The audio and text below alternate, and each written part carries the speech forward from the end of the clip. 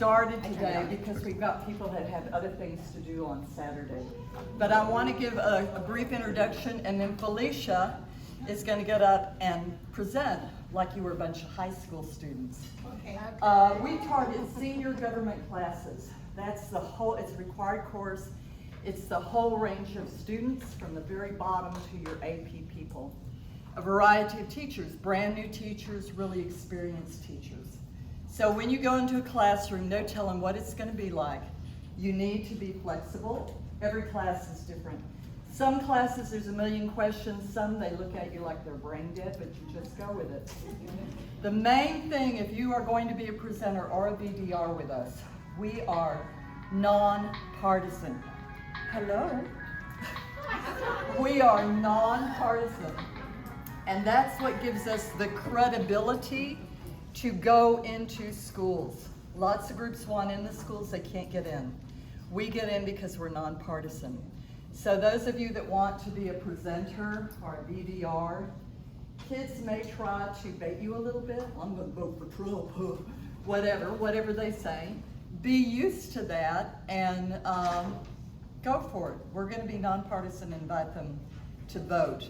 To that end, we're gonna refer to politicians as they, not he, which would suggest Trump, not she, which would suggest Kamala Harris. Now, who are we talking to? These kids, when they were 8 years old, Trump had his first administration. When they were in middle school, we were going through a worldwide pandemic. Things looked really grim.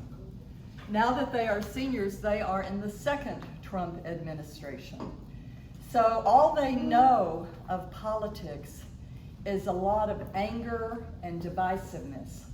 We're not going to do that. To that end, when we go into the classroom, we're going to show them community and how adults behave. And to that end, as a VDR, instead of standing in a little clump when the kids come in, please, everyone, you don't have to be as silly as I am, but go up to a kid and say, hi, how are you today? Put a smile on your face. You may be the only adult that talks to them directly today. Hi, my name's Kathy. What's your name? How's the day going? Great. Our goal is to hit every kid coming in the door. So we're going to model community. Last thing, if you want to be a presenter, be aware you may speak to a class as small as 4. You may speak to a class as big as 60. Or 100 even.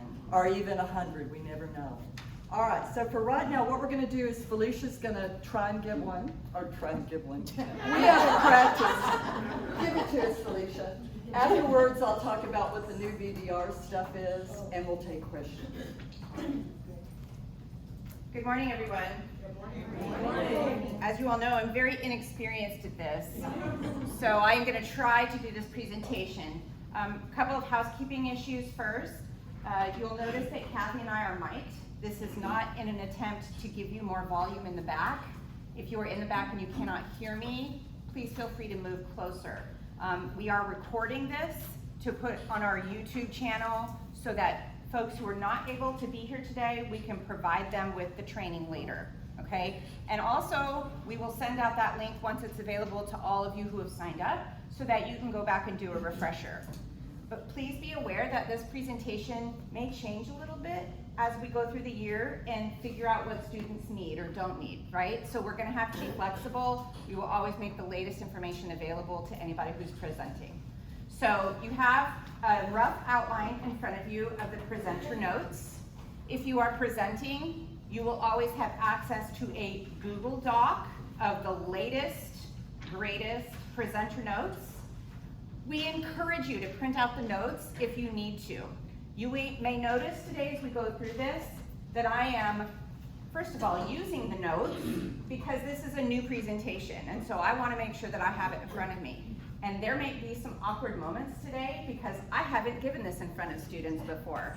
And I want you to know that that's going to happen to you as well, and that's normal, right? If you have seen me or Kathy or Helen in the past giving these presentations and we were just boom, boom, boom, boom, that's because we were doing it all the time. So we don't want you to think that you have to be perfect coming out of the gate. We're all practicing, we're all working through this, okay? Another thing today, we are trying to see how long this presentation actually runs. So there will be points where I will ask you all to act like you're high schoolers and give feedback. The rest of the time, I know that you are all smart and know a million things about elections and yeah, but Felicia, what about, and what about, and what about? Could you just write those down, save them to the end, because we will have time to go through that, but we're trying to get a sense of how long this will run. Cool? All right, so, good morning, everyone. Good morning. My name is Felicia, and I am here with the League of Women Voters. We are a community of volunteers. This is Kathy. Kathy doubles as Lady Liberty in her off time. And you might notice that Kathy has candy and other things for you. And we are going to make this participatory today. So we want you to actually interact with us and answer questions. And we'll sweeten it by saying, if you do participate, you get candy. It doesn't have to be correct answers. Just like try it, okay? Just try it, answers, candy. All right, so we are all volunteers. None of us get paid. And the League of Women Voters is nonpartisan. So let's try out this candy thing. For candy, who can tell me what nonpartisan means? And Kathy's gonna come out and offer you stuff. Lady in the back. Not affiliated with a party. Excellent, excellent answer. Woo! You didn't give her any candy. Yeah, come on, model it.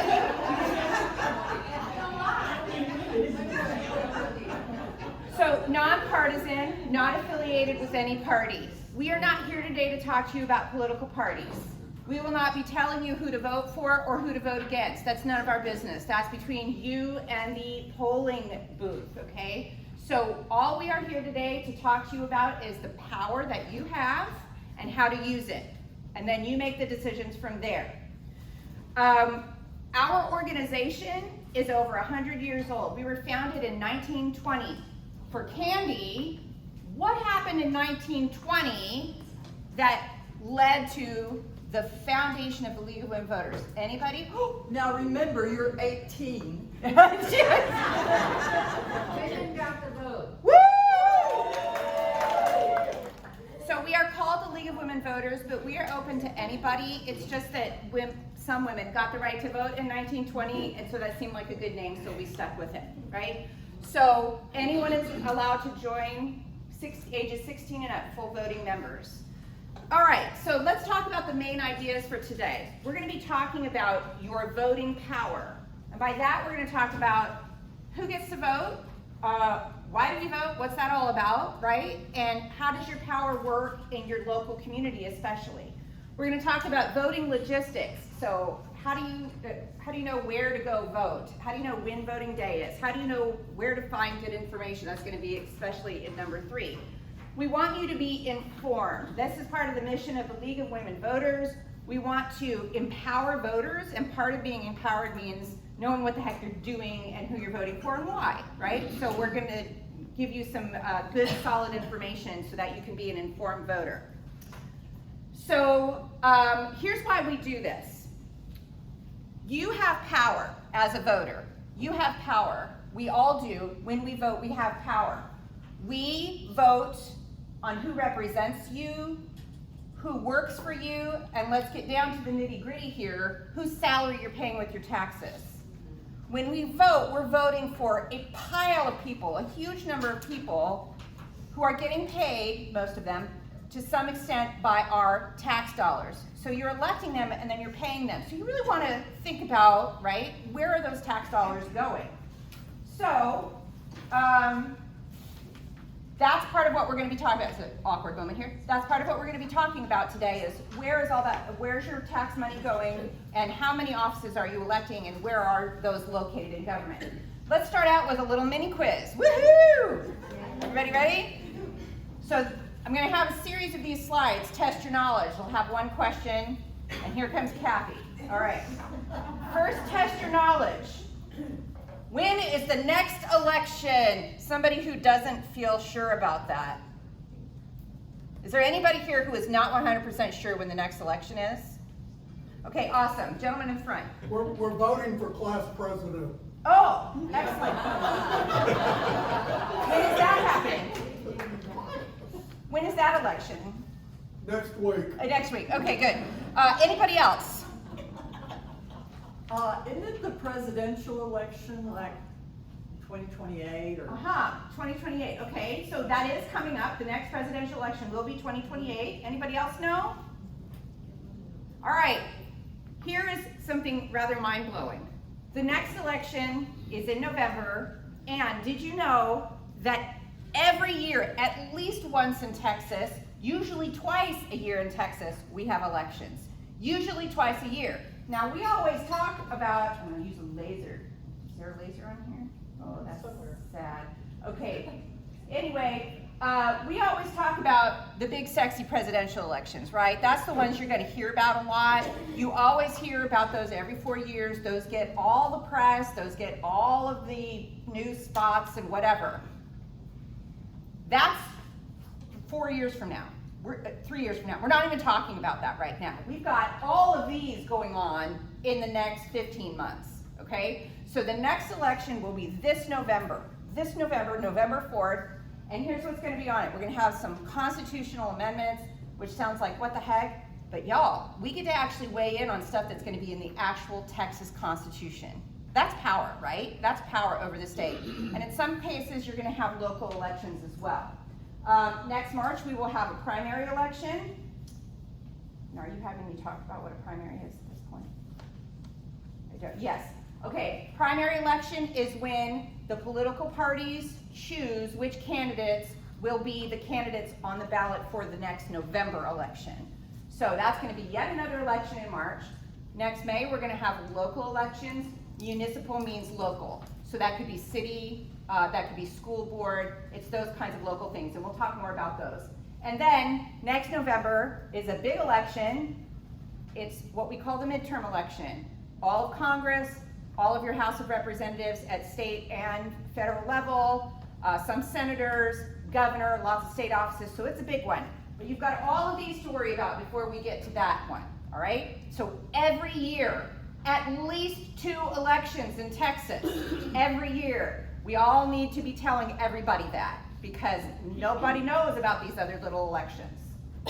So, why is it important to know about all these elections in between? Here's the way we think about voting. We think about voting and elections as ways for us to build community, the way that we want to live in community, all right? So every time you go and vote, you're having a conversation with your community about what you want that community to be now and in the future, how you want to build and live in that community.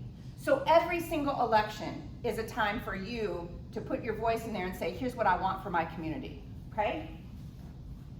We vote for over 50 local government positions. And I'm going to focus on local rather than federal because honestly, it's really hard to feel that your vote counts when 155 million people are voting, right, in a big presidential election. It's really hard to say, oh, there's me on that map. That's hard. We want you to see what your local voting power is. So, I'm gonna show you a bunch of slides. Don't freak out or write these down, there's no quiz, but I want to give you a sense of the scope of the local offices we vote for. This is just state level. I'm not showing you federal. This is state level. So we have like governor, lieutenant governor, attorney general, there's senators, there's agricultural commissioner, railroad commissioner that has nothing to do with railroads, right? There's all sorts of judge positions, okay? And then think about this. Those people that we elect then hire thousands of people to work for them. So it's like a domino effect. You vote, you elect these people, and then they hire people to run and administer programs, all right? But the first step is you voting. This is county level. You've got the county judge, who actually is not a judge. Then you've got your county commissioners. The county judge is like the mayor of the county, and then the commissioners are your representatives from your area of the county. You've got your constables, you've got justice of the peace, district attorney. And did you know that you can vote for sheriff, right? There are all of these local things. Tax collector, hello, that seems relevant, right? And then a whole bunch of judges.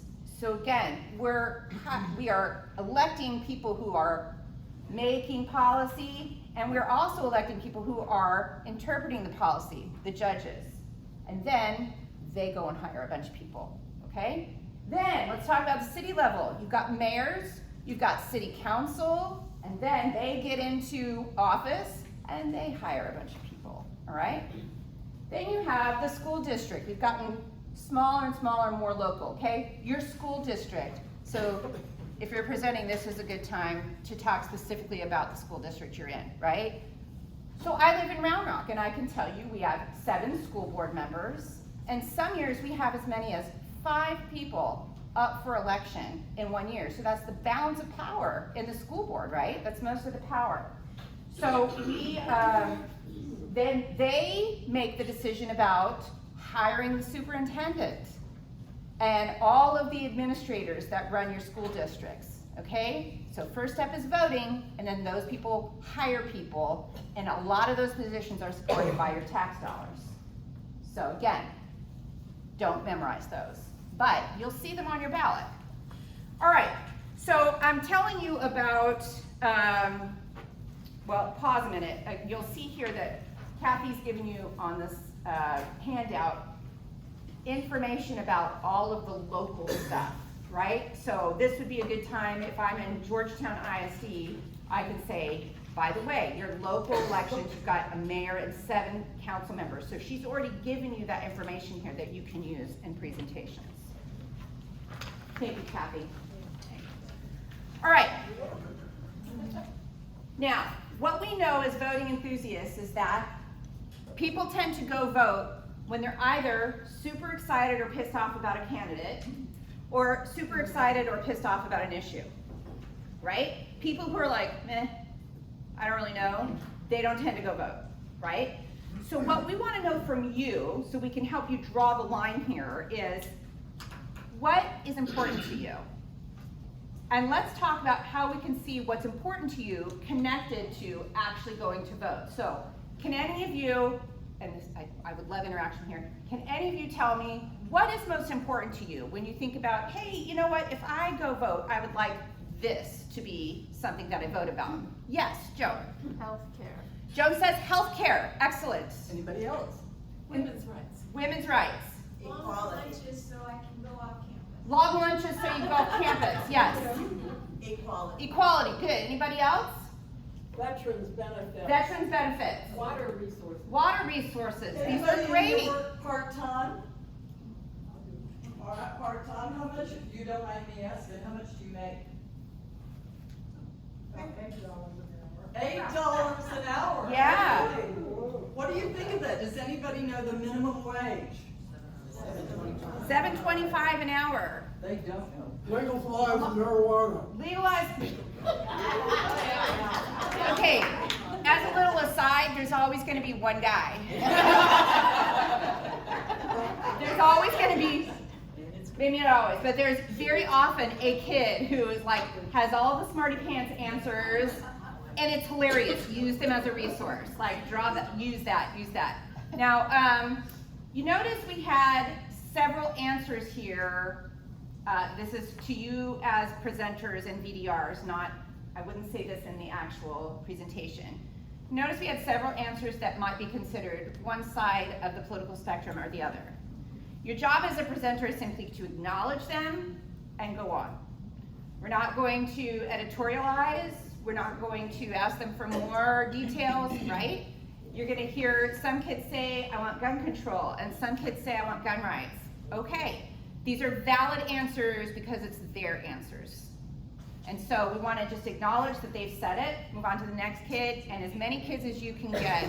Sometimes you get really super detailed things, like a kid in Pflugerville once said, well, in my community, we have no ambulance service. And so I want to make sure that in the next election, blah, blah, blah, and it was like, there's a plan there. You know, one kid was like, in my community, we have no sidewalks. We really need sidewalks, and I know the city council can be the people to take. So sometimes they're really clued in. Sometimes they'll be like, hey, I would like a longer lunch period. Which is also fine, because then you can link it back and say, okay, who makes that decision? So all of y'all, who makes that decision about how long your lunch periods are? School board, sometimes the principal, but That's gonna come back to the school board, and you get to elect the school board. I often use the example of my son, who loves it when I talk about him. Loves it. Hi, Henry. He's 19 now, and he goes to Southwestern. When he was in high school in Round Rock, I would always tell everybody, the thing that he always comes back to is that he says the pizza sucks at school. That's the thing I would change. Cool, work with that. Who makes the decisions about who is bringing the food into the cafeterias at the school? Well, it's the school district admin. Who hires them? That would be the school board is hiring the superintendent who is in charge of those decisions. So all the way down the line, it comes back to voting. So look for ways that you can say it comes back to voting, right? Ma'am? So how do you respond when a student asks pointedly, can you tell me more about a specific issue, or can you tell me more about a specific person? Say, we can't talk about candidates. Maybe turn it back to them and say, tell me why you're asking that, right? Get them to flesh that out, and then ask the class, what do they think? So really tricky, you can't involve the teacher, and you don't want us to be the people saying, here's what you should think, but these kids know what they think, right? So just try to guide them to have the discussion together.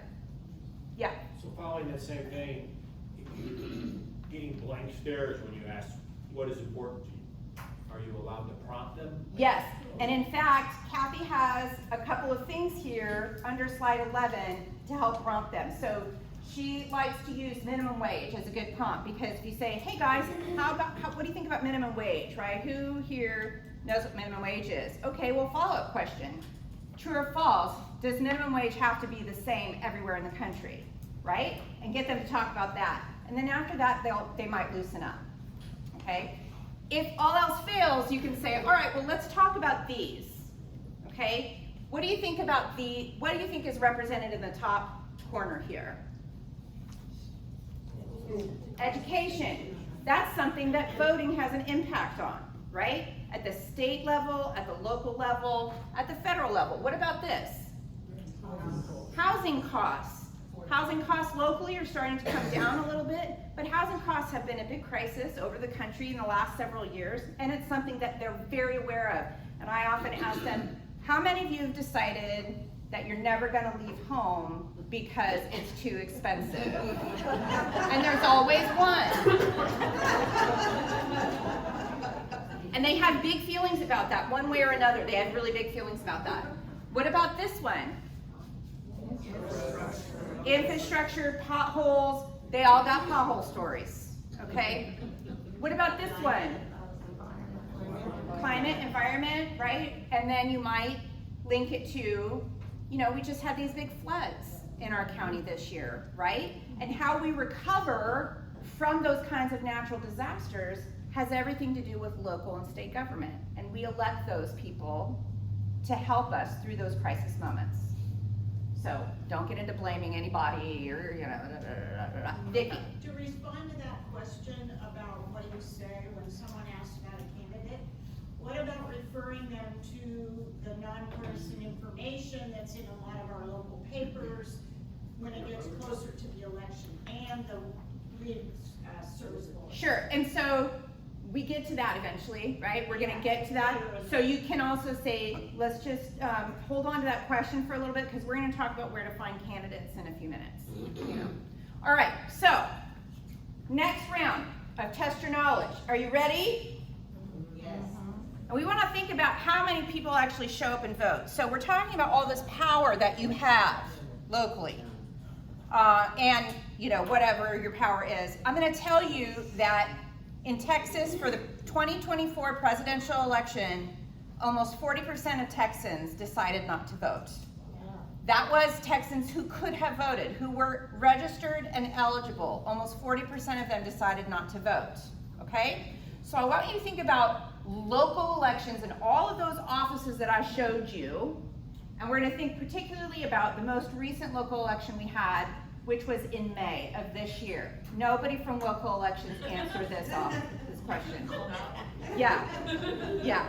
Paige and Abigail, you are excused. Okay, so what percentage of eligible voters do you think voted in Williamson County last May? 3%. 10%? 3%. 3%? 8%. 8%? Y'all, these are really low. 60%. Okay, 60. Ruma? 35? 35%. Any others? Now, if we have a lot, like 20 kids in the class, we could be just throwing out candy at this point. It's fine. It doesn't matter. There's no rules. So, all right. So here it is. Ready? Oh, yeah, there's the question. Oh. 5.1%. 5.1%. And that's not of the whole county. That's just of people who were eligible to vote in those local elections. Because sometimes you're not eligible to vote in a local election because you're not zoned where they're having an election. So of the people who could have voted, 5.1%, which means almost 95% of everybody who could have voted in our county for all of these super important things did not show up. Tell me your feelings about this. Paige. We had a runoff for Hannah Taylor. And Yeah. Even lower. Yeah, oh yes, yes, that's not even runoffs. When we have a runoff, we're really lucky if 1% shows up. I mean, it's ridiculous because these people have power over you every day. All right, so we're gonna practice this. Now you've seen here, almost 95% didn't vote and about 5% voted. We're gonna practice what this looks like in an actual fake election, okay? So we're gonna have a pretend pizza party. Now here's the rules. You notice Kathy counting us. We have to do math. Whew. Okay. We are now declaring this the Republic of Kathlandia. Okay? We have now just become the Republic of Kathlandia. Did we vote on that? No. But Shelley, this is a great question. We are gonna name it after the teacher, right? Whatever teacher's room we're in. So since Kathy's running this joint, we're gonna call this Kathylandia, okay? Or should it be Kathlandia? Kathy. Kathlandia sounds like a catheter. We're not gonna do that. Kathylandia, okay, Kathylandia.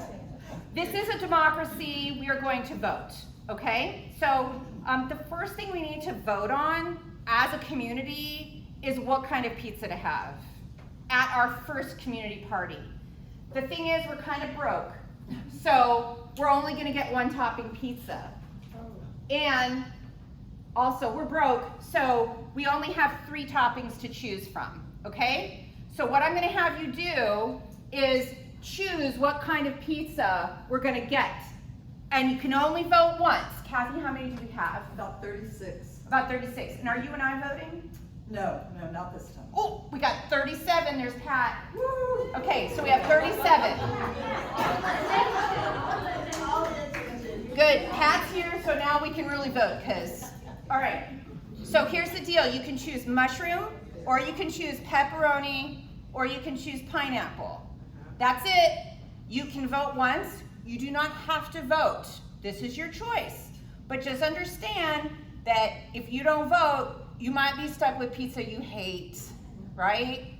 So, how many of you would like mushroom pizza for everybody? Raise your hands high until Kathy counts them all. This never happens. No.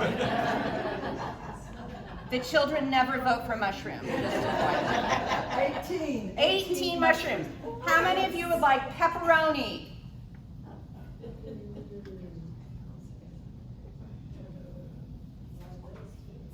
How many? 14. How many of you would like pineapple? 4. Okay. I would like to ask the people who voted pineapple, would you mind standing for a moment for me, please? And just stay standing until I tell you, okay? So, help me out again. We had how many people in this class voting today? 37. 37. So let's say 40. Yeah, so we'll be generous with rounding up. So, 37 people. If we were looking for 10% of voters, what would that be, roughly? Yeah, because we can't have 3.7 voters. That just doesn't tend to happen. So if we round it up, it would be 10%. Now remind me, how many people did I say showed up for the local elections last May? 5.1%. So that would be how many if we're rounding up to 40? 2. Gentlemen, you may sit. Thank you very much. I would like you to all look at these two ladies here. These two ladies represent the two voters who are making the decisions for our entire community. So ladies, I'm going to rerun this election because you are the only ones who showed up for this local election, okay? What kind of pizza would you like? Pineapple. Pineapple, woohoo! We're getting pineapple pizza. And at this point, we lose some kids, they get a little confused. And you want to point out, because they all vote for pepperoni, we have the perfect democracy. If we had a perfect democracy, the majority would win, pepperoni would win, but reality. When in this case it was mushroom, right? In this weird class of not 18-year-olds, you all voted for mushroom. So if this were strictly everybody goes to vote and every vote counts, then we all get mushroom pizza. If you don't like mushrooms, oh well, everybody voted and that's the majority, and that's how it works. But the reality is, if only a couple people show up, they're the ones deciding. So all of the power rests in the people who actually show up. You can talk about elections all you want, you can make reels, you can make TikToks, whatever, about your feelings about elections, but if you don't actually go vote, it makes no difference, okay? So that is our pizza metaphor. So we are now having pineapple pizza in the Republic of Cathylandia. All right. Next. Yes, we did that. So, still thinking about local elections, we really want to emphasize that in these local elections, since so few people show up to vote, every vote really, really counts. So we've given you some examples from the most recent local election. In Granger, for example, they elected a mayor this last spring, and the candidate who won by 12 votes. Wow. Now Granger's not that big, right? But you can see here, only 152 people total voted. 152 people. So the difference was 12 votes. Think about that. That's like less than a cul-de-sac, right? That's not a lot of voters, okay? Now in Hutto, we had a quite contentious local election this last spring, and there was a lot of emphasis on the mayoral election, okay? That mayoral election was decided by 65 votes. And again, you look at how many people voted, just under 2,100 people voted. And remember, we're only looking at 5 to 10% of people voting, so a whole lot of people didn't even show up, 65 votes. There were some city council places that went to runoff in Hutto and Taylor last year, and they went to runoff because those initial elections were so close. I want to give you some other examples. In Cedar Park a couple years ago, there was a city council race that went by 4 votes, and she was running for re-election. 2 votes. Yes, there was another one that went by 2 votes a few years before that, right? This one's my favorite. This one's my favorite. In Austin, y'all know where Austin is? Yes. Okay. In Austin, last year, May 2024, there were 6 subdivisions. Elections people are like, There were 6 subdivisions where people said, you know what, we want to consider the option of leaving the city of Austin. Mary's getting really upset now. We want to talk, we want to have a vote, we want to talk about leaving the city of Austin. Now, what happens then is that you as a subdivision have to provide your own water and electricity and services and all of that, right? But there were people in those subdivisions who were like, we want to have this on the ballot, okay? So there were 6 of them. In one of those elections, 1 person showed up to vote.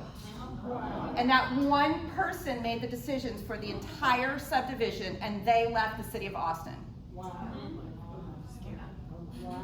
That's power. The power is awesome when you vote. Now, do you want that kind of power? I don't know, so maybe take some neighbors with you, right? I'm just saying, that's how close these elections are. So we have 37 plus us, we have 39 of us here. Think about that. We could have been the deciding vote several times over for the Granger mayor election, right? A lot of these local elections, just the number of people who are in this class could have been the deciding votes. Okay, the other thing that's really exciting to know is that, as Kathy likes to say, old people are dying. The olds are dying, is what she says. And so right now, the reality is, and always has been, that older people vote in higher numbers. We've been doing this, right? We have been voting for years. We know how, we know where, we know the whole mechanism. It's not a big thing for us. So we go and we vote, and you're gonna see, you might not know this, but the age bracket of 72 to 77 years old in our county, those folks are voting at over 80%. That's the highest voter turnout, okay? So if you want to be like the olds, you got to show up and vote. And the big secret about voting is that nobody cares whether or not you vote because the olds are gonna. So no matter what is interesting to you, the olds are gonna vote, okay? If you feel like you don't do politics, politics is gonna do you because the olds are gonna vote, all right? So somebody's gonna be making these decisions, and the way we make that equitable is for y'all to show up and have a voice at the table as well. And the good news is that in Williamson County, younger voters, and that's anything under 40 at this point, right? Younger voters, ages 18 to 40, make up 43% of eligible voters. Let's be clear about what that means. If you all showed up and voted at your full strength, younger people, you could take over the county. Yeah. This is also true at the national level. Actually, you make up about 40% of the vote. So literally in any election, if y'all decide to all flex your muscles at the same time, you could take over. Some kids are really freaked out by that. Like, I don't want it. Like, and if you don't like who's on the ballot, guess what? You get to run. You can run. All right, where am I in my notes here? So, let's go to number 2 here, which is the voting logistics, okay? And how, where, and when, etc. The first step in voting is you have to register to vote. That's not true in every state. Some states you just wake up on your 18th birthday and you're automatically registered. In Texas, you actually have to sign a form. You have to sign a form. So the requirements to be able to register are you have to be a U.S. citizen, you have to be at least 17 years and 10 months old, and for y'all, we settle that in advance before we go into class, and we're like, okay, the cutoff today is this and this date. So let's do that now as a group. What is today's date? Go forward 2 months. October 23rd. So they have to turn 18 by October 23rd in order to register today. They have to be 18 or turn 18 by October 23rd in order to register today, okay? So we'll do that before every class. We'll figure out what is that cutoff date to make sure there's no questions about it. And the birthday, yeah, so don't do the whole 2007, 2006, just if you're gonna be 18 by, and it's 2 months from now. Adrian? One thing I would like for us to try to emphasize is a lot of them, when they try to get their driver's license, it'll ask them if they want to register to vote, but it doesn't give them a mechanism. We're gonna get there. We're gonna get there. Yeah, just like I said, everybody, hold your questions about the procedural stuff because you might see it in the slideshow. Okay, so you can't vote until you're 18, but you can register 2 months before your birthday to get all set to vote at 18. If you've ever been convicted of a felony, you have to be off paper, and if you don't know what that means, then it doesn't apply to you. Okay, in order to register today, you will need either your Texas driver's license number or you need your social. Now, note to all of y'all, in the past we have said, if you don't know either of those, text a parent right now and see if they can give it to you.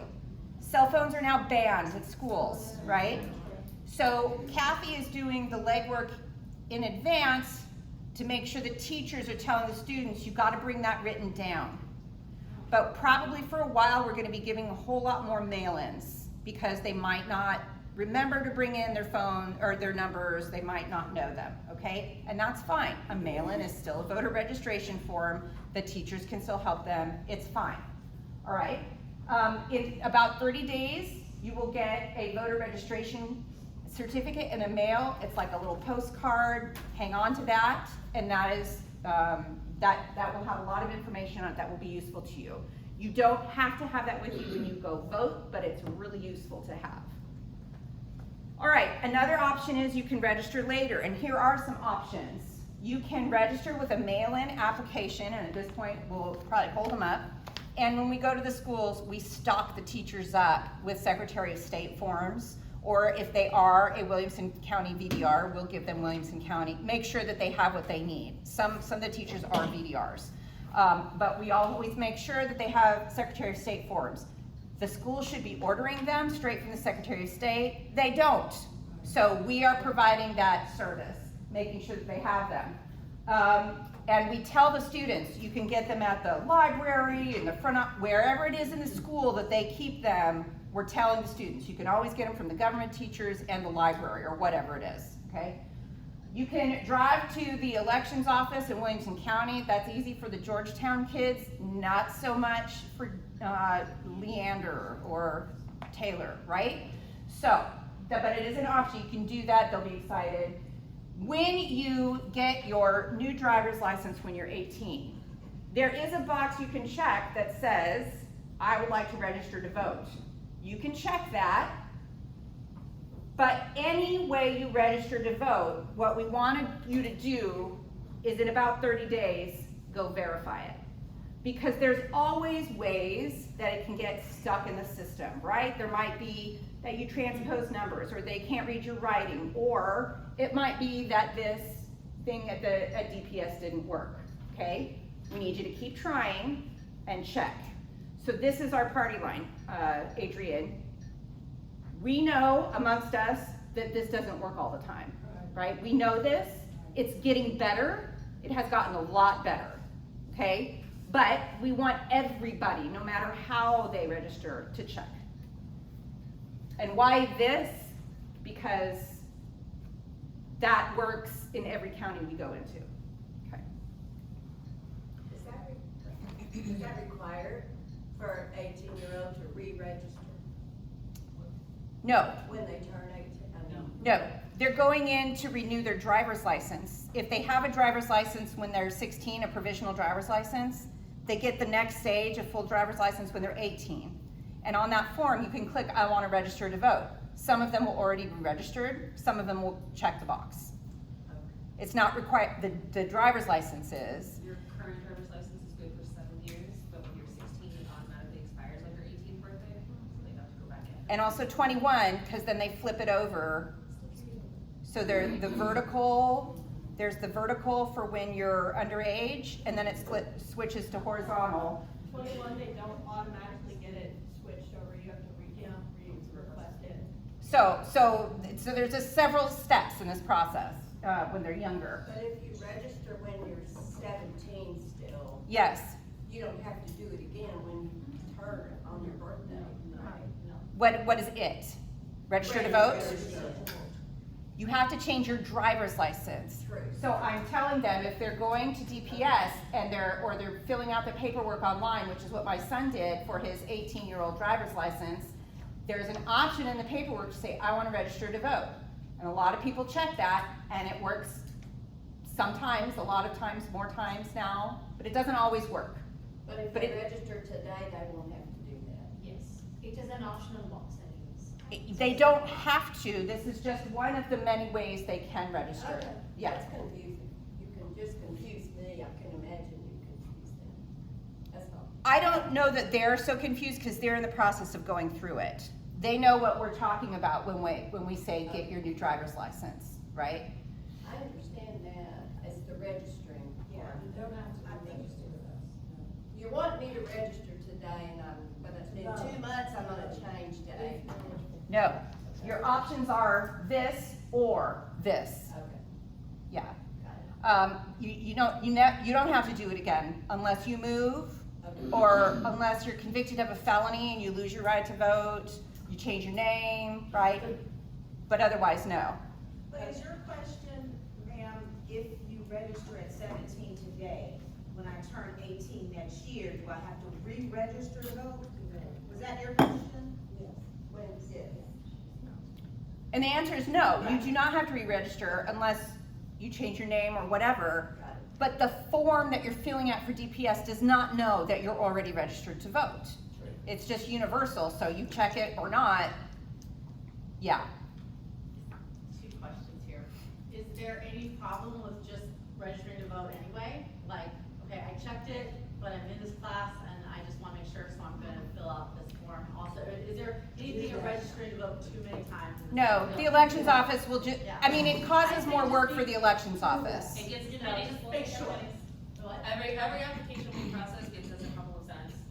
Different types of applications give us different amount of money, so if you register that same voter a couple of times, it's okay. It's okay, there you go. I see. Yeah, there's no negative to young people registering several times, but it won't, Just to be sure kind of thing. yes, Yeah. and That's what I'm thinking, I would say, but like, just gonna say. also, we bring QR codes into class, and they're like, I don't know if I'm registered already, which they can't look up anymore, but we can. Which leads me to my second question. If a student asks, what happens if I show up to vote and I'm not, even though I registered, I didn't show up and I can't vote? How can I? This is why we want everybody to But they check. don't do that. Let's say they don't do that, they said, I showed up to vote and I wasn't registered, even though I filled out 5 million forms, because all sounds right. What will happen to me?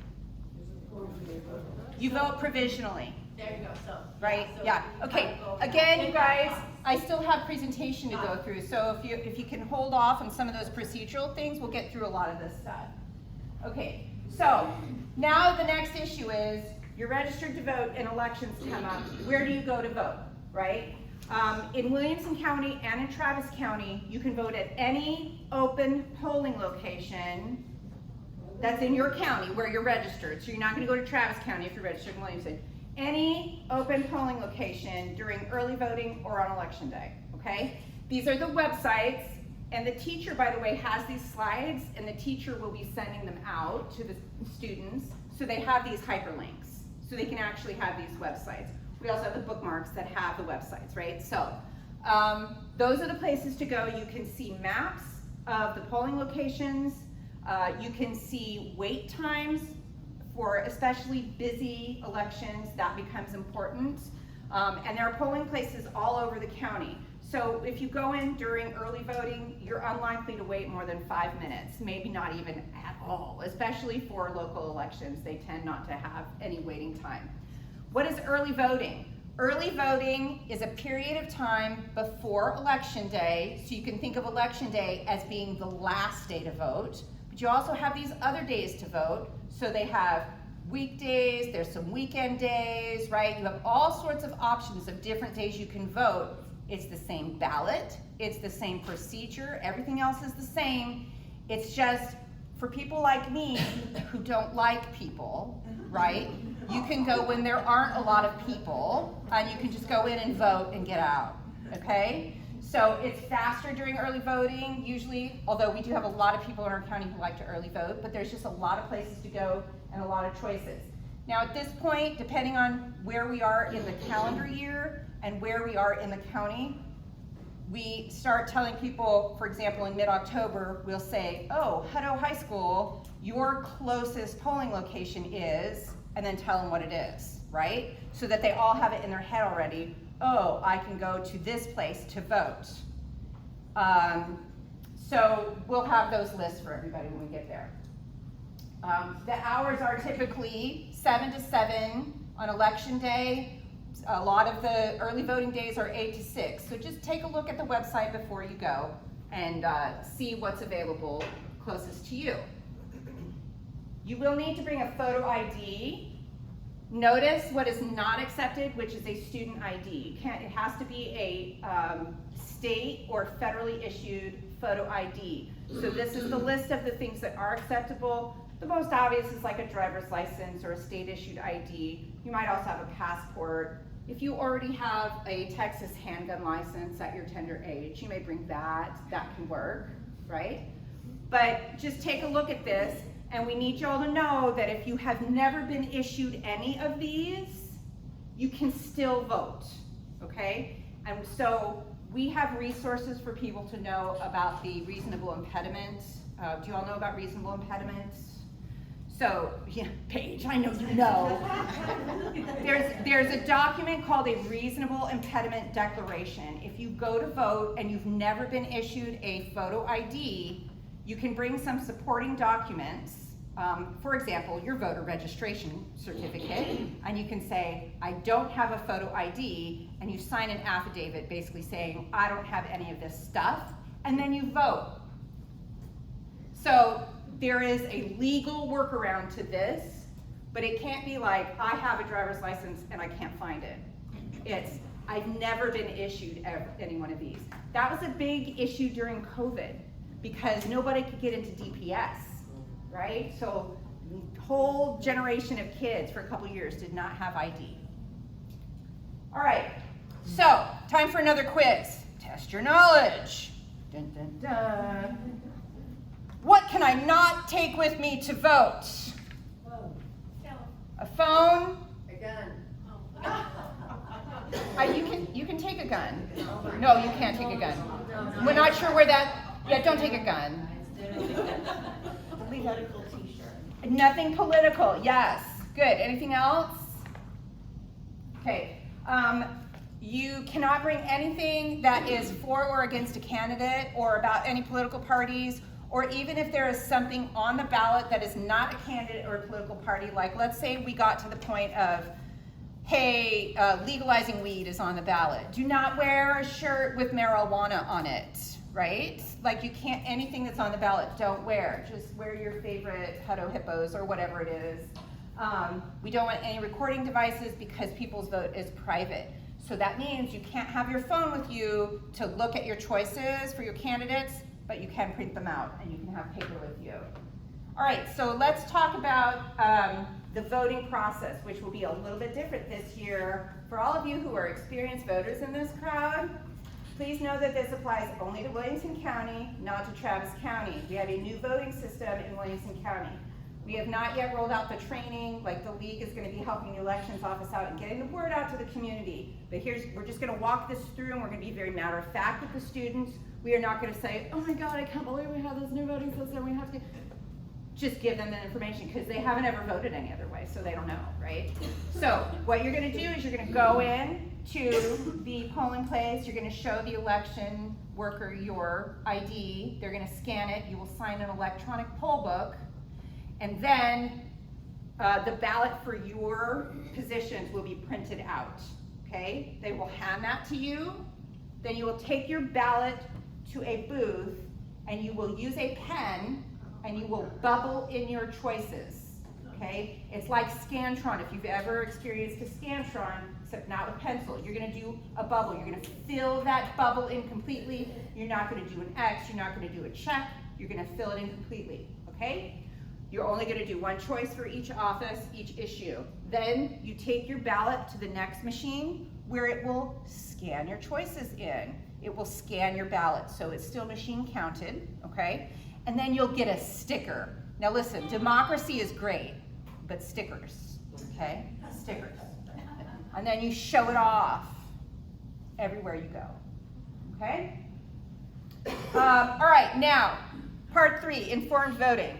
Clearly we're running long, okay. Test your knowledge, okay. Here we go, dun dun dun. How do I find good information about candidates and issues? Voting guide. Voting guide, yes. Which is run by the League of Women Voters. Ask my parents. Ask your parents. I mean, you could. Any other people you're talking to will likely be biased one way or another, so use that wisely. If you want unbiased opinions, Vote for one. TikTok. vote for one TikTok. I recommend not saying, hey Google, who should I vote for? That will give you information. It will not be good information. This is what we recommend, vote411.org. This is run by the League of Women Voters. It is a resource that is available nationally, okay? So anywhere you go, there should be at least federal races available to you at vote411.org. We, as a league, make sure that all of the local races are on there as well. So you're gonna get all sorts of information about local candidates depending on where you live. It is nonpartisan. We do not tell you who to vote for. We do not frame it with, oh, this is what we think. None of that. We ask candidates questions. They give us their answers, and unless they're completely bonkers answers that are offensive, we're gonna print it. So sometimes you'll see some really interesting things. When you use it online, the Vote 411, it will only show you your races. So you don't get confused with like, wait, which congressional district am I in? Which House district? It's gonna filter through all of that and give you what's on your ballot. And then you can compare candidates. You can say, oh, I think this is important. Click, click, click. And you can compare their answers, all right? At the end of that, you can print out your sample ballot, and then you can take that paper with you. Yes? How does it filter? You give it your. It says compare actual- candidates. No, you said it'll filter the things that only apply to you. Because you put your address in. Address. Yeah. Okay. Like everything else in your life, everything else in the world, advertising gets involved, right? Advertising. We do not want you to be in a situation where you're like, hey, I ordered this, I voted for this, but then you end up with this, right? So this is like the Temu, the Shine situation, Temu, right? You ordered this dress and it's like this big when you get it, something like that. You need to do this research in advance so that you are getting what you pay for with your taxes. You're getting what you think you get. So we recommend a whole bunch. Now these young people have been learning about fact checking since middle school. They know more about fact checking than millennials, mostly Gen X and boomers. Like Gen X and boomers, we didn't need to know this. Millennials and Gen Z know this, okay? So what we're doing here is we're enlisting their help. Like, these are some sites we trust. Are there any others that you trust, right? Where do you go for your fact checking, okay? So these are some places we know, and we want you to fact check things. And we want you to make this available to your parents and your grandparents and your everybody. That's I'm really glad to see that. Yeah, I really am. I didn't know that was true, that anyone did that. So if they blurt out a site that we know is obviously partisan, one way or another. Is that nonpartisan? Just guide them back. Ask them, do you guys think that's nonpartisan? Okay. So, and remind them what we mean by nonpartisan, right? And they'll, some of them might be like, ha ha ha, what about, whatever. Okay? So remember, they're not going to be able to do this in classroom with their phones. They might have their school computers available and they can look it up. She had a really good point about one of those fact I check believe sites. Reuters, for the most part, is now behind a paywall as we done last year. Great. Awesome. Could you put up that screen again about that check? Yeah, you're going to have all of this available if you do presentation. This one here? Yes. Yeah, I got to keep moving, Pat, but you're going to get all of these. Yeah.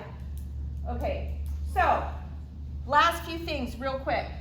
As a League of Women Voters, we would like to offer you a service of reminding you when it's time to vote, because we know that's hard to get into that cycle of starting to remember, oh, I have an election in November, I have an election in May.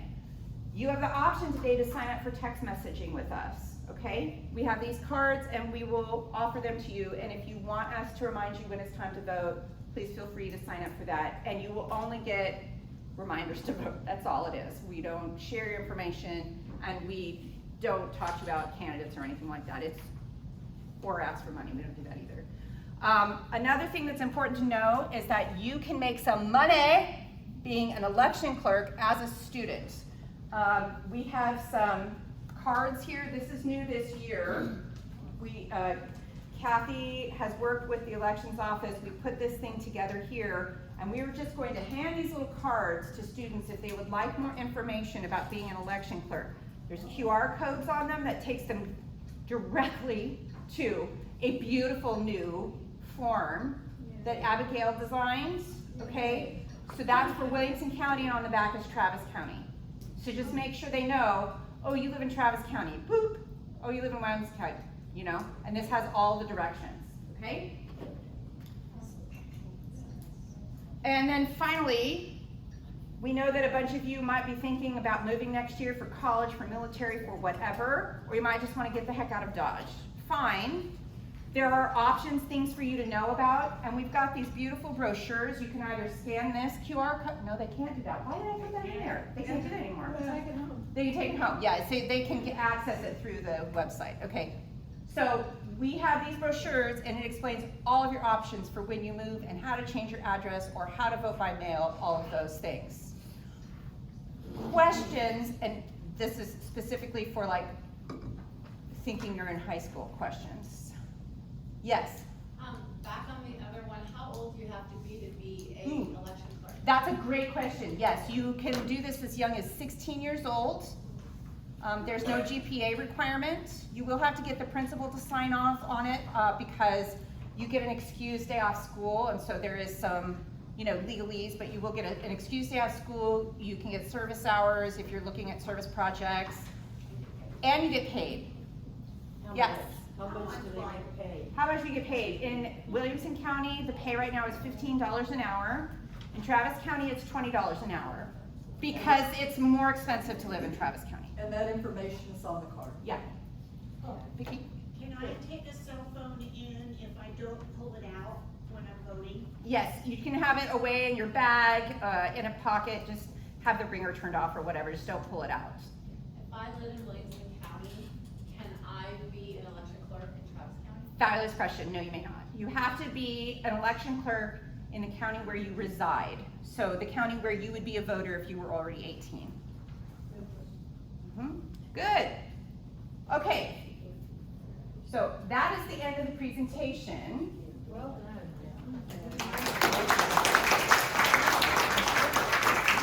Now, ideally, we're working with audiences that have a short attention span. Anyway, we'll work on We've that. taken an hour. Yeah. And we had some stops, and a lot of high school kids are not as talky as you guys were. We're going for 30 minutes, so you really have to be careful about your information. These slides will go about, you've got about 30 slides, over 30 slides, so you're taking less than a minute on them. And particularly when we're talking about levels of government, we're going to give them a classroom activity where they can go more into depth about who's representing me. So you don't have to spend as much time on that. I'm going to talk briefly about what you can do as a VDR to support your presenters, because you get tired standing up there talking and answering questions. And a lot of times afterwards, the presenters have established a rapport with the students, so they're best going around and talking to kids. Are you going to vote? Are you going to vote? As VDRs, if you're in a large group, divide the group up. We want every child spoken to. Would you like to vote? Oh yeah, well when do you turn 18? Gee, that's great. Don't forget, you want to vote. We're gonna have, when we are working with individual presenters, we'll have a kit that you'll take into the classroom. I want to talk very quickly about what's in the kit, because you as the VDR should be very comfortable reaching in and grabbing this stuff. You'll have an awesome button. You will, when we pass out the kids, we're going to have boards. Now, you probably won't have any more than 6 kids, but that register at any time, particularly in the fall semester. So we'll be passing these out. It's got the registration form, it's got the text that they don't have to fill out, bookmarks and stickers. The other question that comes up a lot, these forms are the same. Yes, they are going to be changed, but for right now we're using these forms. This comes from Travis County. Thank you, Travis, for paying for this. This comes from Williamson County. They are the same. They're universal forms. The other thing, those of you that are moving around, please, if you can, bring your cell phones. The kids aren't allowed to have them. We all know they will have them. We all know they will pull them out, but it's going to vary classroom to classroom. You will be able to tell students any information on this sheet. These will all be in the kit. You'll be able to tell them what their elections offices have. If they're in Bell or Burnett, which are counties we also cover. You'll be able, for kids who think they registered when they changed their driver's license, you'll check it here. You'll be able to tell them what county they live in. But those are all things you can look up for them if you've got your phone. Those are going to the VDRs. These will be in the box. These boxes you will have access to. A lot of times I'll carry my giant kit, and it was always hard to go through that if you're not familiar with it, but I'm trying to show you what you have access to. Only So- the leads get that, right? Only No, the no. These will go with presenters. Presenter, something like Yeah. that. Presenters. And then I'm gonna try and designate somebody to be like a head VDR when we do sign up, somebody that I know is experienced. You can take out this stuff and lay it out. We're trying to be a little more compact because these classrooms are often very crowded, there's limited space. And I just want you to know what's in it. You will have pens. You will have the candy in baskets. If you want to bring silly stuff, because it's a serious presentation, but make it fun, engage the kids, have fun with it, have energy, you can bring silly things. We'll have stickers, lots of stickers. We've got, there's always that shy kid as you go around registered people, well, I'm going away to college, what do I do? You give them this, because at the end of the presentation, there's generally not time to go into all the details. We have bookmarks. We'll have a lot of kids that will not register, but maybe they want to be reminded on their birthday. Give them one of these cards and then mark the card that says they want to be reminded to vote on their birthday. Right, they want to register. Register them. Yeah, so we can do that too. We have the mechanism to remind them to register. Hey, you're old enough now to register to vote. It's time. Most important thing, we're going fast. We're trying to get out of their way. The bells are going to ring. In Hutto, we have 45-minute periods, so we don't have long. Put all your registrations and text cards in here. If you're in a rush, anything extra is not filled out, put it in here. Work on legibility on the forms. And then the designated head VDR is going to go through and fill this out. And this is how many registrations we did, how many, you know, it's numbers. How many kids did we talk to? High school classrooms now are not like they were when you were in high school. Kids are coming and going constantly. That number's not going to be exact. Just do the best you can. All right, we've talked a lot, so if anybody's got any questions, we'll go for it. Kathy, can I just say something? Yeah, Carol. Give yourself time to get to the school and get on the internet, because it's all blocked. And you get into the classroom and then you wanna look up on the QR code, you can't. So you're gonna need, especially if you go to Cedar Park, Leander schools, you're gonna have to send an email when you get there, or a text message to the tech support people, who will then send you back an email with the code. And when what's happened to me, because I volunteer a lot, is that I forget to do it, and then of course when you're in the classroom, once you send the email, you can't get the email because you're not on there. That's Thank great. you, That's Carol. great advice. So you really need to, get there early, and maybe even before you get in the office, before you get to the, don't go to the classroom yet, try to sign up before you leave the office. Yeah, that's great. And what I'll try and do is Real get, problem. thank you so much for that info, and what I'll do is try and get that information ahead of time for VDRs. Yeah. Did you say the teachers have these slides in advance? Yes, I'm going to repeat the questions for the microphone. You're asking if the teachers have the slides in advance. So these are Google Slides. Kathy will be sending the slides to the teachers in advance so that they can load them on their classroom. And so they will then be able to send them out to the students in whatever learning management system they use. Because, I mean, there's nothing particularly sensitive about what we're sending. We want them to have the information. But okay, so they'll have it loaded and ready to go when we're in. Okay. Yes, absolutely. Yes, Anita. Can you talk a little bit about the best practice for handling the voter registration application if you make a mistake on it, or if the student makes a mistake on it? This goes back to what we often do in our naturalization services, and I'm glad you brought that up. Those of us that are experienced, when we're at an event, we double check each other, we triple check each other. As soon as you finish an application, hand it to another VDR and say, will you go over this? Quite often, a U can look like an A, A 9 can look like a 4. If you're reading it, and a lot of kids are not very legible, they go fast.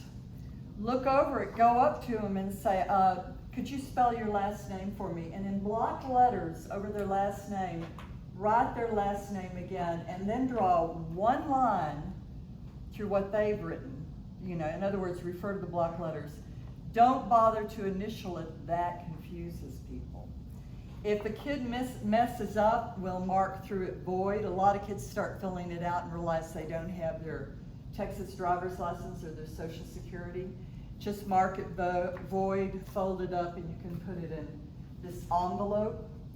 That kiddo, you might hand a mail-in registration and say, take this home and you can figure it out at home. And whatever you do not destroy a form for any reason. Never, ever, ever destroy a form. We fold them, we write void on them, we fold them, and then we turn them into the elections office for them to deal with it. Yes, sir. We've got a sensitive but very real world situation. You have a student who's a citizen, whose parents are not. Very reluctant Yep. to put his information out there. Yep. Very reluctant. Yep. Has the league developed a guidance or position on how to handle those situations? So one thing, when you're talking to students individually or in a group, we're never ever gonna ask if they're citizens, never. I mean, that just goes in any situation, we're never gonna do that. Now is an especially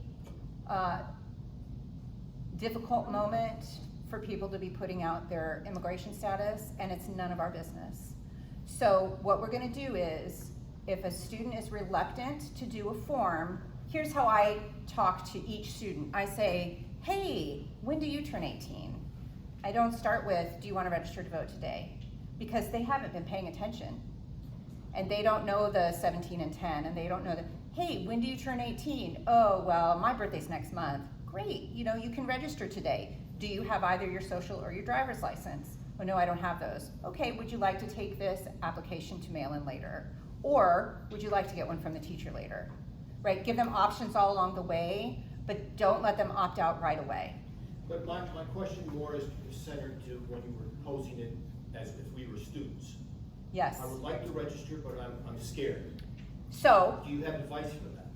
I would say, if you would like, you can take this information home with you, and I'm gonna give them a bookmark because it has the phone number for election protection, which is in many different languages, and they have lawyers. Okay, see, that was my question. Okay, and so these bookmarks on the back, it's got election protection numbers in many languages, so you can call them and you can check with them what is the legal advice about your status and whether or not you're eligible to vote. That's also very useful when you're talking to people who are currently or have been incarcerated and might not be clear about whether they're off paper. We give them this information, say, Those please talk to a resources are lawyer. available. Yes, so ultimately important, we're not lawyers.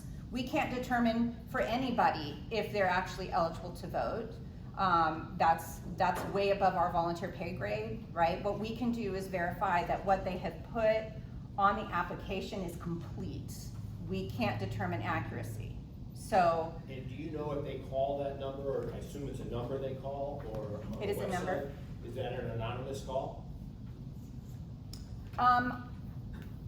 I don't know. I don't know. As much as it, I mean. Yeah, if I you think, can. that's a really great question. An attorney friend of mine is actually one of the people in charge of that, so I can ask that. You know, it is staffed with Texas Civil Rights Project and the Lawyers Committee for Civil Rights Under the Law. These are people who are sensitive to the immigration situation, so Okay, thank you. yes. This is a work in progress. So when we go into the classrooms, what's not working can be changed. So just be aware of that too. We got a lot of flexibility. So, to the point that he raised, is it okay when we say, and like for the bookmarks, is it okay just to point out in case you have any questions regarding whether you're eligible to vote, here are some numbers you can call, just to say that much is okay? Because nobody, we may not even know if that person is scared, we may not even know if they have issues, they may just not even talk about it at all. Yes. So is it at least, and just hand them the bookmarks, they may not even look at there are numbers, election protection.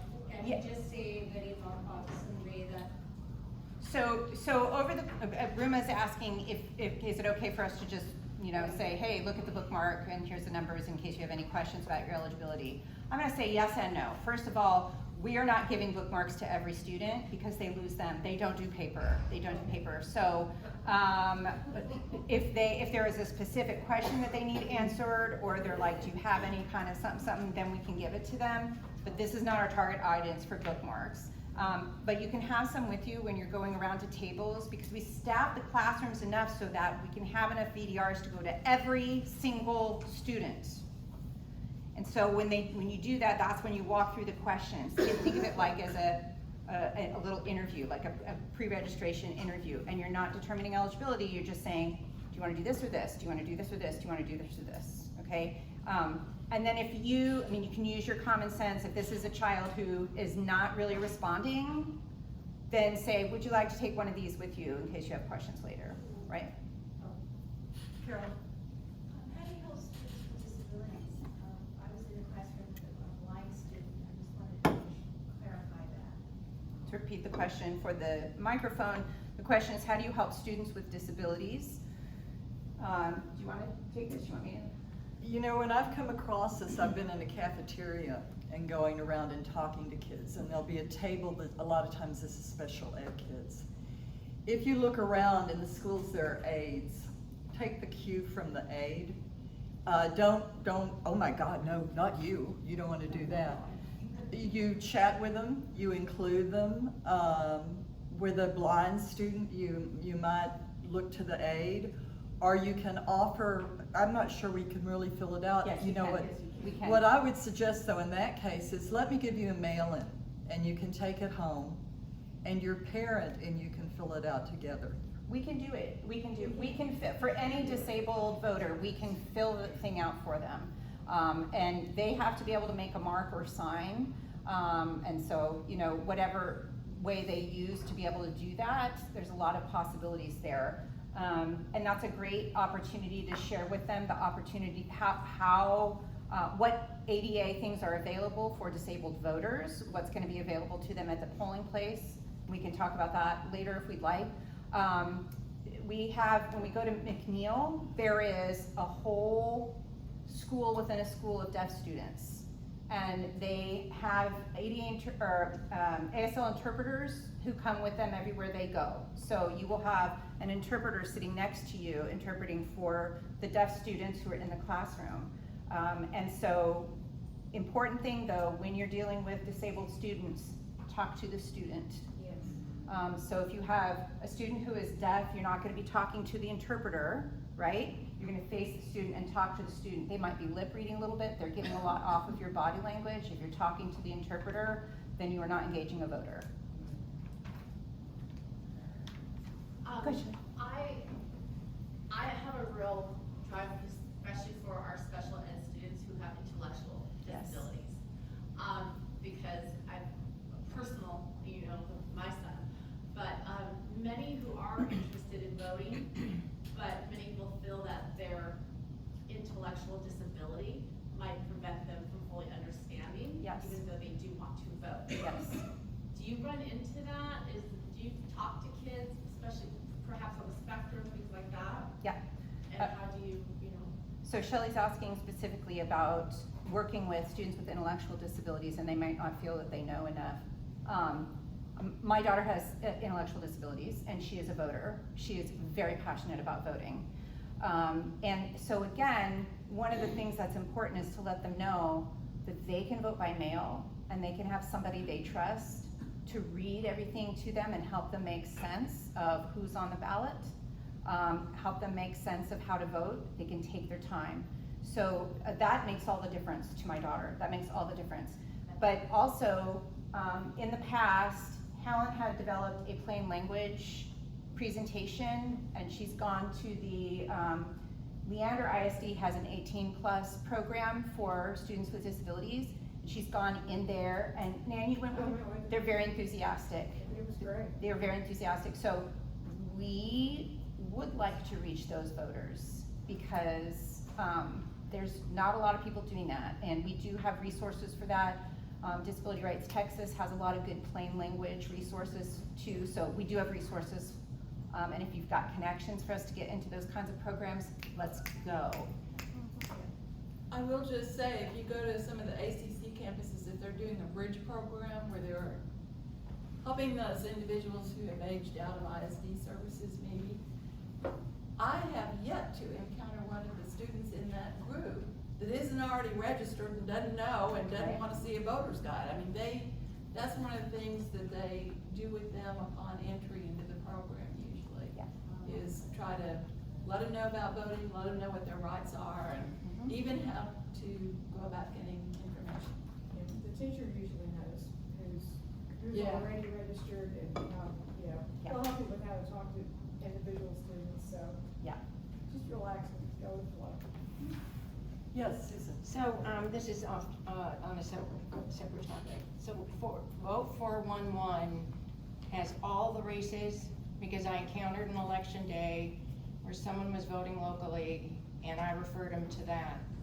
So it'd be easier to say which one is not included on Vote 411. That's a great question. So Susan's asking, are all local races on Vote 411? No, they are not. And depending on how our presenter presents the information, one of the things we're going to talk about is 411 is very strong when it comes to explaining the legal language of like constitutional amendments, bonds, and so forth. Where we are weaker is when it comes to presenting candidates, because candidates, it's optional whether they answer the questions and send them in. We don't edit it at all, and a lot of times we'll bring this up in the presentation. What you see is what they've written. So that's when you need to go to other sources and look. And one of the things Felicia didn't bring up, but in doing research on this, I came across when we were talking about where do you get your information. It's very hard to discern what the slant is on some of these things, and some things have been labeled that aren't necessarily slanted. The suggestion I came across online is that you do something called lateral reading. And I may mention this to students. Lateral reading means you read from a variety of sources. And over time, you're going to figure out this one is slanted that way, this is slanted this way. The other thing we've talked about is the world we grew up in moved very slowly. Propaganda, misinformation, disinformation, it's not new, it's been around forever. What's new is the speed and the volume. So if we can slow down, not be baited by getting angry and upset, slow down and give time for the facts to come out. So that's another thing, I got off the subject, but that's another thing I wanted to bring up on the information. So 411's definitely not the only one, but you have to be careful about where you do get your info. To answer that fully, we do local candidates for communities that are 5,000 and more in population, right? Is that right, Karen? Yes. So once they hit a population of 5,000, then your local league will start covering those races. But that is dependent on whether or not there is a local league. So for example, Bastrop County, which is a good-sized county, they have no local league of women voters. So they have no local races on their voters guide. Their libraries will be stocked with the state races because the state League of Women Voters will send those to their libraries. So they will have that information, and if they look up on Vote 411, those state things will be available, but there will be no local races because there's no local league there to interact with the local electeds to get the information. Okay. Another question, so are kids, when you've got those QR codes, are kids gonna have their phones or not? No. No, it's a We new will. law. We New law. will. We will have our phones to look at the QR codes on these things here.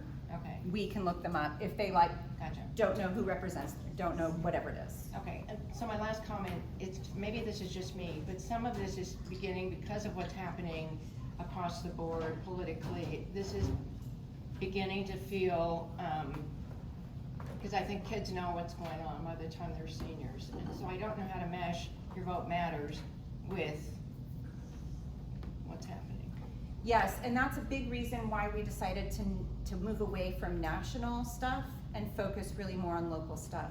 Because The Okay. younger generation feels very disenfranchised when it comes to federal races. And honestly, with the Electoral College, why wouldn't we feel disenfranchised? That's not a fair system, right? And if it comes up, you can tell them the League of Women Voters is really lobbying hard to get rid of the Electoral College. That is one of our national goals. But what we want them to do is know how much power they have locally. Because if they can see, dang, if I go and vote in that mayoral race, I really could be the deciding vote. Like, that's what gets you to the polls. Knowing you have power in your ISD, knowing you have power over the sheriff, over the whatever. We still have good measures of accountability at local elections. We want them to learn that they can have that power and hopefully extrapolate from data. Because I think they're being targeted, the younger ones are being Yes. targeted with. Yes. The other thing that you can point out as you're presenting this, particularly all the different positions, how many people do we vote for at federal level? 4. Yeah. 2 of them are on the same ticket, that's Electoral College. No, actually, another one, because we do 1 congressperson, and we do 2 senators. Those 4 or 5, I've got to recount. That's what we compare to the 50, and notice I'm throwing state into local. Yeah. That's where we have the most power. That's what's affecting us the most. The minimum wage, the roads, our taxes, it's at local level. Thank you. Well, it's good to point out that a lot of these people move on to higher office. That's right. What would have happened if Pete Buttigieg had never been a mayor? Right. Well, and of course, we can't bring him up because specific candidates and stuff, but yes, it's a valid point. Yeah. So can you give us an idea of how much time we spend at the high school? Do you do more than 1 class a day when you're there? And like, how many of all of us are sent in to any particular? When you get Sign Up Genius, I work individually with each high school. It's going to vary high school to high school. Hutto does not have a large auditorium. They have 45-minute classes. We typically take a lot of presenters and at least 1 VDR with every presenter. When you sign up, you'll probably sign up for a specific block of time.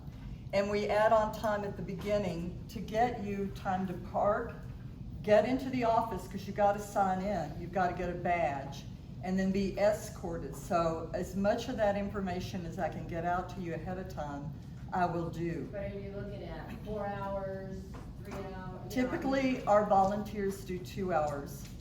And if you want to sign up for more than 1 slot, if we're needing people, you can do that. Presenters, Helen was there all day long. For the starters, I'll be there all day long. Some of my presenters, like Felicia, will come in and do maybe 1 or 2 classes. Most schools are on an A-B schedule, 4 classes each day. So the classes are 90 minutes. We're going to go in, give our 30-minute presentation, spend about 15 minutes registering kids, and then we're getting out of the classroom. Yeah. Because a lot of these teachers have other things they can go on and do. And the kids have short attention spans. So Sign Up Genius will give you a feel.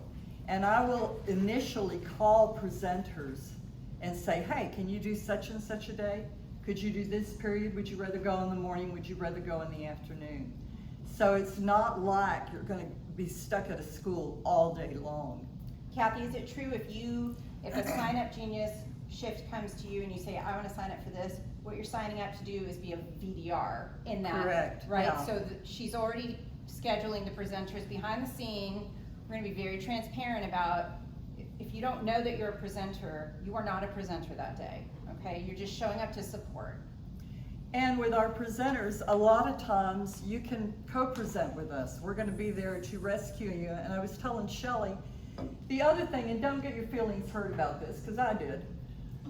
When you go in and you present, you're going to say things. You're live. You're in front of a crowd. Unknowingly, you might say something that could be considered nonpartisan. So you may get notes afterwards. Leave this off. Hey, you brought this up, not so sure about that.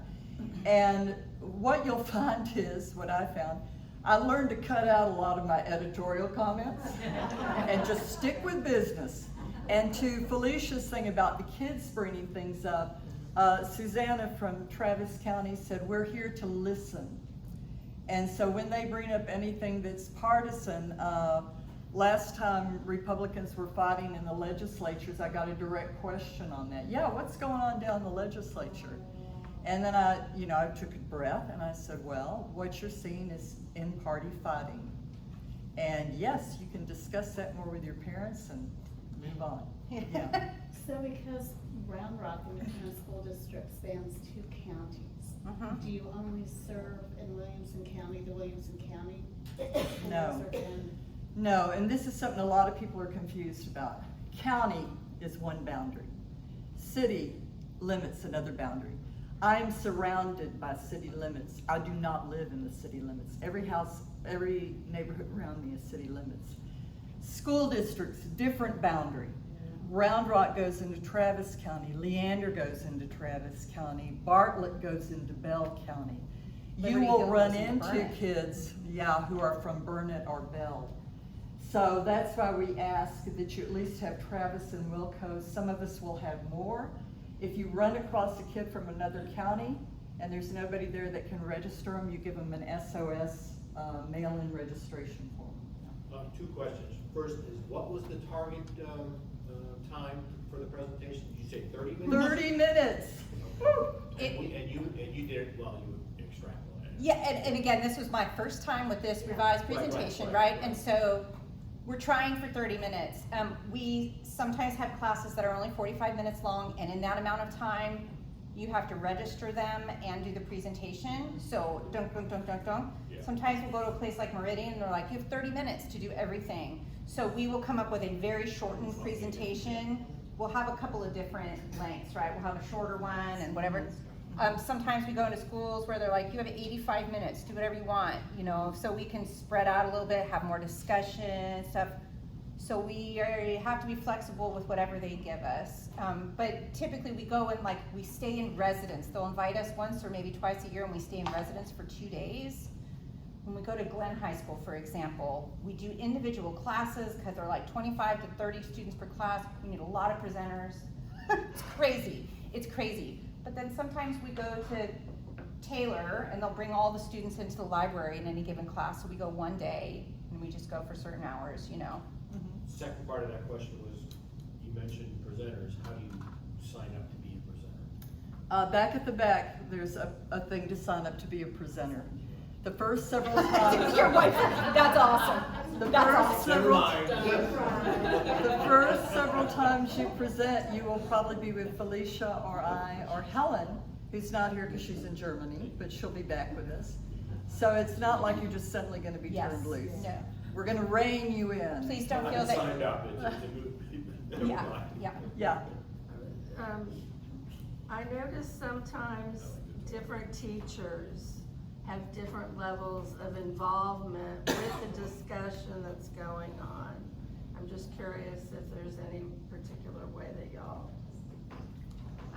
deal with that. We have some teachers, so Joan's question is, how do you deal with different levels of involvement with the teachers? Some are more partisan sometimes. Some are more partisan, so again, it's incumbent upon us to redirect, because that's their job on the line, that's not ours, right? They have to deal with that with their administration. But there are some teachers who are VDRs themselves and are so gung-ho. In fact, this is a good time to announce that we already have our first vote date set for the year. Yeah. Please. September 2nd and September 3rd at Eastview. In Georgetown. I'll be talking to Wendy Sierra to get our schedule set up. Yeah. We've also got several more that are waiting. As soon as I finish this, I'm going home and I'm sending out the emails now that we've finished training. And it's going to happen pretty quick because we've had people calling going, I want to schedule. Yeah, when are you going to do they're it? coming to us now. We used to beg them. They're coming to us. And so Wendy Sierra, who is the teacher, the main teacher that we deal with Eastview, she'll schedule us into some of the other teachers who are interested. She herself is a league member, and she is, I think she is sometimes an election judge, or she knows what's happening, right? And she will get all of her students to sign up to be election workers. So we don't have to worry about, she is on it. And some teachers are like, come on, you're there for the students, right? I was also just gonna say that when someone was asking about the timing, I'm assuming this is okay. Sometimes I step forward when I'm helping, because I have never presented. I've always just been BDR support. But if it is a very short time period, I'm going table to table just to quickly assess who might be old enough even before. Yeah, when we have the before it shorter, even starts. when we have the shorter time periods, you might get that instruction from your presenter, like, go ahead and start talking to people. And for you folks that came in late, one of the things I want to emphasize to that point, our interaction with these kids starts from the minute they enter the door. I think in the past we've been guilty sometimes of huddling and talking. As Adrian, who was a high school teacher, pointed out, that can be very intimidating to kids coming in. There's adult strangers in the room. That's when you go around and you talk. Oh, hey, are you on the football team? I see you're wearing a Hutto thing, you know, or, oh, that rock band, ooh, that's a pretty scary looking t-shirt, you know, or, and then you can kind of talk. That's when you establish the contact. What's your name? It's also a discipline thing. If they think somebody knows their name, they're not going to hassle you. One other thing to your point, we're going to be different in a rural school than we are in an urban school. So there are a lot of things that come into play. Yeah. I wanted to make sure that everyone knows that when they go to the high schools to register, they need their driver's license. Oh, good point, Debbie, thank you. People are not aware of that. Yes, when you check into the high school, you'll need to have your driver's license. Adrian. And one other thing that a lot of people are not aware of is the office is generally, you have to buzz in, but if you look for the flagpoles, you can find the office. I'm gonna repeat this for the YouTube, high YouTube. Adrian reminds us that if you're looking for the office when you're driving around, look for the flagpoles, that's where the office is. Can I tell you all a story of how we know this is succeeding? So a couple days ago, I was with a team at Southwestern University, and we were working specifically with first-year students who were coming in. It was an involvement fair, so it's basically introducing them to the clubs and the sororities and fraternities and all the other things, and we had a table there.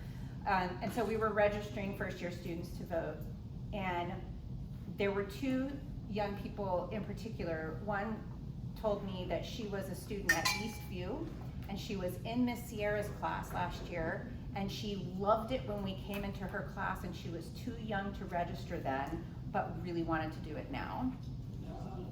Another one was at Maynard New Tech, and those of us who go down and work with the Travis County First Vote program, we go there a lot. And she was like, I wasn't old enough to vote yet, but now I am, and I'm so excited because I really loved your presentation. Also, we encountered maybe half a dozen students who have already been election clerks. And they want to do it now that they're here, so we had to update their registration so they can be election clerks here in Williamson County. Isn't that great, right? So these were kids who are like, oh, not only am I already a voter, but I have worked 2 elections, or I have voted 3 times. I'm like, you go, queen, whatever. You know, they're proud of it. And in addition to that, we try to hit the schools each semester. That's by Texas law.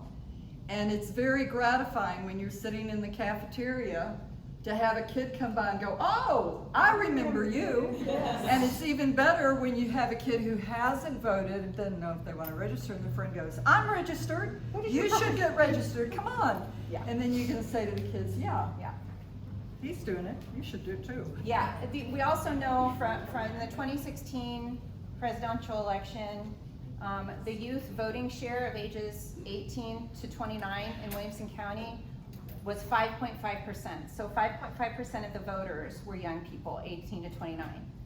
In 2020, it was 11%, and in 2024, it was 14%.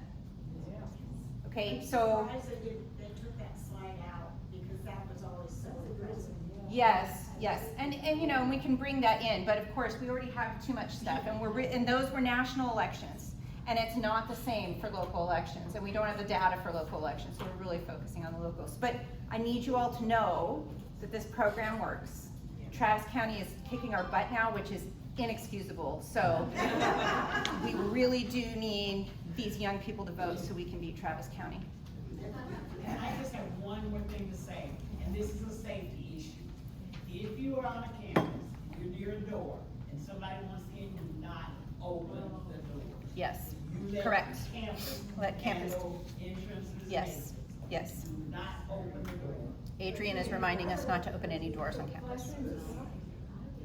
All right, let's take one more question because I'm tired. And then we'll have a petting zoo. You can come and Yes, see you the can come see materials. all the mess. We are not part of the petting zoo, but the stuff is. Okay. Yeah, Vicki. Issue that's come up, and I got a sort of a confusing email from the Texas League of Women Voters that said, it's important for all of us to be on the same page for this redistricting issue. But it didn't say what that page is. I know what it is in California.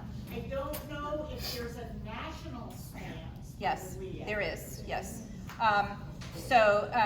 Vicky's question is about this email that came from the Texas League about us all being on the same page. And the reason is because some league members throughout Texas are posting their own personal opinions, and they are prominent league members. And so we have to, in the league, we all speak with one voice. Now, that means that you can have your own personal opinions. Nobody's saying that you have to change your opinions about things.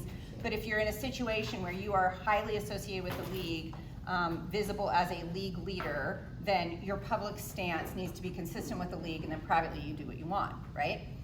So the stance is, we are not in favor of this arms race, redistricting arms race, right? The national stance is the same as California, which is that there are some states that have worked very, very hard to get to independent redistricting, which is the model we want for all the states. That is the model we want, and we are concerned that we might be moving backwards if we end up with this nuclear arms race, tit for tat, of everybody redistricting to counter the other, okay? So, if you are a league member, you can think whatever you want to think about redistricting, and you can say whatever you want to say, but you can't say it on behalf of the league. But I thought you just said that the league's position was that they're not in favor. Your own personal opinion can be whatever your own personal opinion is. And if you are speaking on a Facebook page or you're writing a letter to the editor, you're writing it on your own behalf. You're speaking on your own behalf. The minute you start saying, I'm a league member and here's my opinion, it has to be consistent with the league. But that's what I'm saying, though, Alicia, is that the league's position is Yep. they're not in favor of the tit for tat. They're not in favor of the arms race. Right. Yes, and we are concerned that all of the redistricting is leading to arms race. We don't want any of it to happen, right? We would like for none of this to be happening. And so we're looking long-term, like what is that? But you really only have to worry about this if you are speaking on behalf of the league or mentioning the League of Women Voters, right? I mean, if you're not, like, I cannot really say anything publicly. What if a student asks you that? You refer them to the league's website, the League of Women, LWV.org. You can go here and read about the league's position. And you can flat out say, and I have, I'm allowed to come in here and talk to you because I stay nonpartisan. Yeah. That's the hat I'm wearing today. Love your question, it shows your thinking, but I'm gonna stay nonpartisan. Yeah. All right, break. Okay. Thank you very much. Thanks, guys. Turn your microphone off. Often in the I'll take night, it. and then it occurred to me, I hope I didn't screw up.